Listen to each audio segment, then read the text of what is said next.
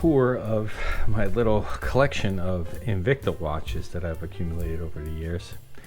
I actually have a few collections. I actually have a Timex collection, a Casio collection, kind of like other stuff like Bulivas and things for like watches for my wife. But Casio, Citizen, Timex, and Invictas, those are my ones. And Seiko, actually, and they're all not all high-end watches. I mean, they're not, multi-$1,000 watches. I kind of like the value watches, to be honest with you, the good value watches, and these I would classify as definitely value watches, but I think they're good value and good quality watches depending on what make and model that you actually buy. A lot of people like poo-poo Invicta watches, and I kind of bought into that when I started collecting watches, when I started looking into Seikos, Seiko 5s, and wanted to aspire to Grand Seiko one day. And then I bought a few of these, little by, and the Timex, for example, as well as some of the Seikos. I bought them secondhand. In fact, almost all these watches, except for this one, and that was on sale on Amazon. All these watches I've purchased secondhand at Goodwill, the online Goodwill website. Shop Goodwill is the website that I go to, but there's a couple big ones out there. That's mostly Midwest and West Coast, it seems, for the good. And the way that works, as an aside, most of the good stuff gets listed on that site. It's kind of like the Goodwill eBay, and then if it doesn't get sold there, I guess, and then it goes to and gets dropped onto the floor of the local shop. I don't know if that's true or not, but that would make sense to me. But all these watches, except for this one, I've purchased online or on eBay, for example. All in all, I think they're good watches. Are they Rolex? Are they Grand Seikos? Are they Omegas? No, I would not say that they're on a different league. And honestly, those are more aspirational. Are they good watches? Do they work well and have good functions? Yes, I believe so. I really don't need a brand name watch, to be honest with you. Let me get some little light in here. I really don't need a brand name watch or a $10,000 watch or anything like that. There was a time when I wanted one, and if I came across one for a decent price, I'd probably get it. But there's no way I'm going to buy a brand new Rolex, for example, a Diver or a Oyster Datejust, etc., so forth. No, it's just not going to happen. I will wind up ruining it or something like that, and I don't really think the kids really want anything like this as a hand-me-down. I just don't think they're interested. But they're good quality, and especially, let's take a look at this one. This is a Diver. Invicta Diver, and if you look on the back, it's an automatic. It's not let me see if we get a light in here. It is not a quartz movement. Let's see if we can show you the pendulum inside, self-winding pendulum. It's an automatic. Basically, what it means is it's automatic. It's a mechanical movement, with a spring in here, and you can wind it by hand, or there's a little pendulum that swings around in there. And so as you walk, for example, or as you move, that pendulum goes back and forth, and it winds the watch. Or you can wind it by hand here. But a diver watch is very simple. It's made to be waterproof. Maybe not actual scuba diving to 200 meters, although mostly watches say that they're 200 meters, but it's more of a style of watch. It is definitely waterproof. It definitely has a simple face to it, and it's got the dive bezel. And if you have a good one like this one, it's got the screw down crown to keep it waterproof. And so you can wind it here, and you can't I can feel it, but when you feel it winding, basically, as you're doing that, or you can go back and forth like that, and then when you're done, you push it in and screw it down, and it seats against a little O-ring in here, and it makes it waterproof. You get the dive bezel here. It's not super tight, but it's tight enough to where you're not going to hit it by accident. Of course, dive watch only goes one way, and the way this works is, if you're diving, the idea is you set the little nib there to your minute hand, right? And then when you dive, what happens is that minute hand will start counting down, and it'll count down to whatever, let's say 15 minutes, for example. And it's for oxygen. It's also for surfacing also. So you don't get the bends, so you can decompress at certain levels. I'm not a diver. I don't want to represent myself as one, but that's basically how it works. And then as the minute hand goes over here and hits, like, for example, the 15-minute mark, you'll know exactly how much time you've spent doing whatever you're doing, either actually diving or surfacing, etc., so forth. So, and it can't go backwards, so you can't like hit it against something and then actually remove time. It'll only add time to it, and then that way it's actually safer. You can't. Let's say if you had to be at 100 feet, and every 50 feet you have to be there for 15 minutes. You can't make it and take time off, and that way you surface too fast. You could stay there longer, but you can't stay there higher for not enough time. And also, if you have oxygen or air, and you only have 15 minutes worth of air left, again, it's for safety, right? And so it only goes in one direction; it can't go backwards. So that's the idea of the bezel. It's kind of a quick way of establishing a stopwatch, if you will. A quick reference. Again, not a diver, but makes sense to me. But it's a good watch. It's a good band, stainless. The design's quite nice. You definitely have the Invicta name on the side. A lot of people don't like it. I'm 50-50 about having the name on it. It is a little, it's a little gaudy, but it's okay. I don't discount them. They got the name here and a nice way of sealing this down. You have to get the tool that it actually grips in here, and then you can unscrew it. Now, quality-wise, I think it's great. It feels weighty. It feels nice. $60. I'll put the link in the description. $60 on sale. I bought this for a nice automatic, and it's got a Seiko movement. I think these a lot.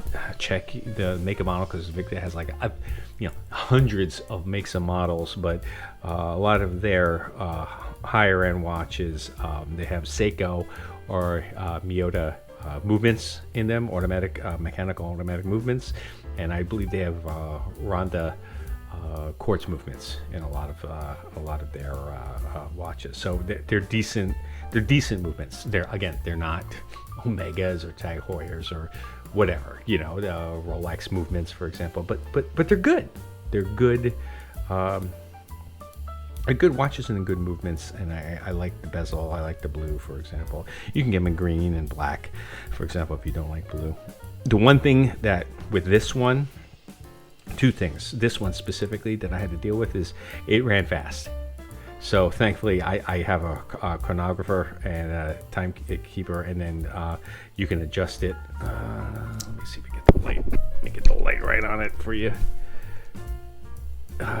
Right here on the spring, you can adjust it. You can adjust the hairspring, and you can maybe slow it down or speed it up. So it would basically add like 3 or 4 minutes every day, which is pretty large. And so once I adjusted that, it's fine. It worked out pretty good. So that's this one. This is the diver, classic diver watch. This is a Quartz watch I bought. It had a leather band on it, but it was like, again, this was used and it was garbage. So I put a NATO band on it. I was thinking this is like $7 on Amazon. This band itself, but it's a Quartz watch, pretty decent. Keeps good time. Not the diver, so it is waterproof. I think this one might be, let me check it, 200 meters or something like that. Let's see what it says on here. I can't read it with my glasses. Anyway, this is much less. It's absolutely definitely water resistant. It is waterproof. I mean, you go swimming with it, for example, in a pool, and you wouldn't have to worry. But I wouldn't take this thing down like 3 or 4 atmospheres. I don't think this would take up that much pressure. It would definitely start getting some water ingress. See, water resistant. I'm actually seeing this just as you're seeing this. Water resistant. Does it say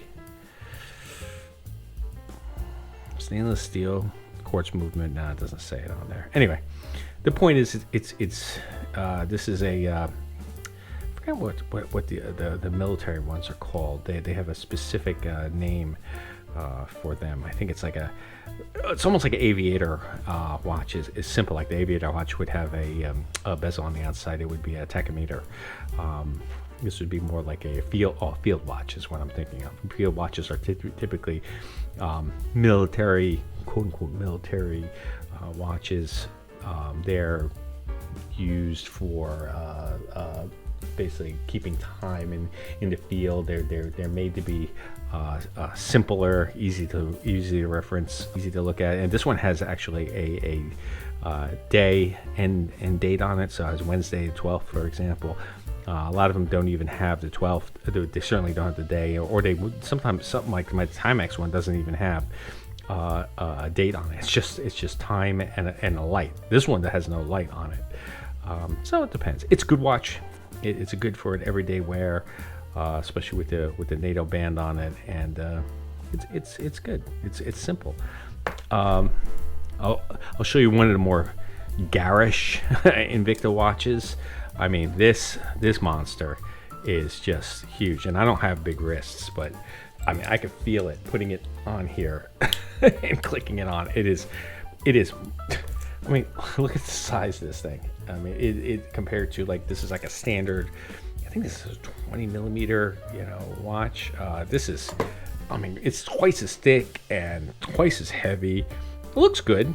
It doesn't screw down, but you have the stopwatch functions in it, so like you can see the second hand basically counting down, and then you can stop it and reset it. A little garish for me. This is as far as I'm gonna go. Oh, and it has the diver sort of bezel on it. It's a little much, the Invicta on the side. This is Quartz. It's not an automatic, so it's definitely battery. But the quality's there. The quality's good. I could see if you have a bigger wrist than me. I got the little little Asian wrists, if you will. My mom, I'm partially Filipino, so there you go. Never had huge wrists. This one would, it would probably fit you better. It's a little on the big side for me, to be honest with you. It definitely is big, but it's a good watch. Again, used. I think I bought each one of these are under $30-$40, not including shipping. So, and then one of my favorites, other than the diver, would be this one, which would be just a chronograph. It's got a tachometer in here. Basically, a tachometer is, you could use it as kind of like a calculator to count down units per time. So you could say, like, and units could be anything. It could be gallons. It could be miles. there's a way that the tachometer works, and where you can say, well, how many gallons of fuel am I using per hour, and you can calculate with the tachometer. So a lot of times the tachometer, which is it's just the bezel here, tachometer could be on the outside too. It's got the same bezel that turns just like the diver watch, as well as this chronograph. Yeah, it's nice. It's got a second hand, but if I hit, for example, this one, now just the second hand, instead of being on the outside, you know, on the main face, it's got its own little, you know, dial right there and complication. You can see it counting down over here. And if I stop it, see, basically the chronograph, you know, this is parts of a second, seconds, and then minutes, and then reset it. You see everything just basically resets. So it's a good watch. It's not like the diver watch, like this doesn't screw down, you know, and it probably can only go down to about 100 meters. Definitely not a diver watch. This is Quartz, yeah, Quartz movement, Japan. So this is probably a Ronda movement, I would assume. But it's a good watch. I like it. I like the way it looks. I like the styling of it, for example. And then the last one here is actually I'm giving it to my my friend. I got this fairly cheap, refurbished it, put a new band on it. The old leather band wasn't really that good. And this is left hand, as you can see, instead of the crown being on this side for a right-handed person. Because normally, if you're right-handed, you would have the watch over here on your non-dominant hand, and then if you're left-handed, well, it would be reversed, right? So the crown would be facing out. This is pretty cool because it's got the little guard on here. Doesn't screw down, but it's definitely got the stopwatch functions. Oh, it's reversed. See, stopwatch functions, and then stop, and then resets it. It's a good watch. That's going to be a gift for my friend. I'm going to give it to him. I like these watches because they're kind of like jewelry for guys. I mean, guys, as far as, in my opinion, we don't really have a lot of jewelry. You might be able to get away with a thin necklace. This is kind of acceptable jewelry for guys.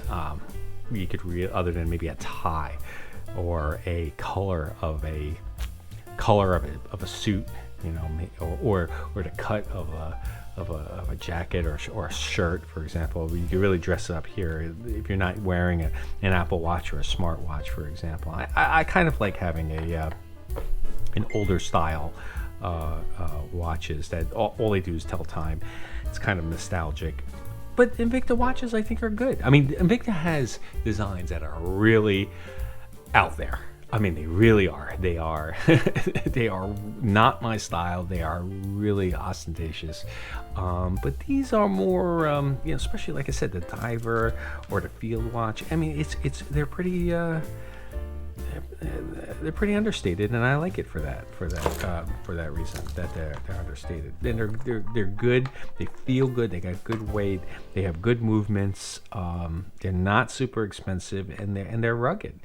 I've never, years having these watches and wearing them almost daily, never had an issue with any of them breaking. So highly suggest it. Maybe I'll go into each one of these more in depth. I want to do videos of the Citizen ones I have, the Timex one. The Timex ones I think are fun. They're kind of in the tier of stuff. I think the Timex ones are a little bit lower, but I like their designs. They're pretty cool, especially the way they do their lighting. I have the Casio ones. I like those. I'll do maybe a collection of the Seiko collections, and we'll do those, because that was my first real watch that I bought when I think I was like 19. I bought a Seiko perpetual calendar. Still have it. Kind of a pain to set when you change the battery, because you have to totally reset it back to you know, using tweezers and electrically reset it to the current time and date. But you know, that battery lasts 10-12 years, so it's definitely not bad at all. They're good watches. Suggest them if you're getting into watches. I would say get one or a few of these. They're not expensive. Yes, you can get Invicta watches that are multi-hundreds, if not thousands of dollars. I would say don't bother. Stick with some of these that are like maybe 50, 100, 200, 300 at the most dollars. I think you'll be happy. They're good watches. Are they heirlooms? No, but they're decent, and they get you started in the collection, and they get you into collecting. It's really where you start. I love just kind of like holding these watches sometimes and wearing them just for the hell of it, even if I'm working from home. Well, I thought you would enjoy this video. Like and subscribe. I'll have more coming out. Brand new channel. Just wanted to share my thoughts and feelings about things. I hope you enjoy it. Thank you very much.